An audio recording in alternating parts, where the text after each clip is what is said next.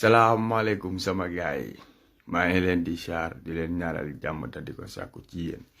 Urgent, le policier Cheikh Tidiane Gueye qui faisait la médiation avec la jeunesse lors des manifestations de Mbacké vient d'être radié. Manoom bettuma Cheikh Tidiane Gueye ñu ngi lay masawu coono parce que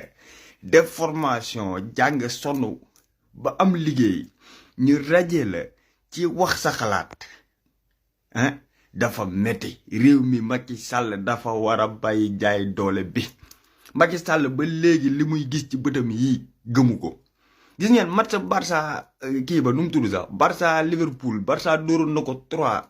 retour bi Liverpool fëgg ko 4 Messi taxaw ci digg terrain bi jàpp ndigg li naan nii parce que boobu Messi li muy gis la gëmul. C'est la même chose loolu moo am Macky Sall remontada bi Macky Sall di gis nii remontada bi muy gis ci booy yi nii jeunesse bi remontada bi ñuy remontada Macky Sall moo ko jaaxal fi mu ne nii parce que daa waxoon ne li fi amoon mars du amaat te li fi amoon mars lu ko raw dina amaat wax naa la ne la booy banlieue bi bés bu ñu yegsee ci palais bi nga xam ne Macky lépp dëgg la. Cheikh Tidiane bienvenue dans les patriotes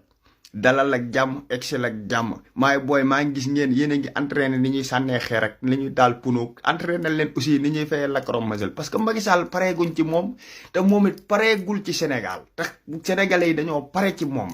xaw ma mu ngi dégg li ma koy waxam déet Cheikh Tidiane man de ci ñi dugal si vidéo laa bokk maa ngi lay jégalu faal di la wax ne yàggatut Macky Sall 10 mois moo ko fi dese 10 mois mooy fukki weer ci kàttanu yàlla lépp suñu kanam on verra lépp ci suñu kanam lay doon Cheikh Tidiane Moussa Thiono maa ngi lay jégalu bu baax.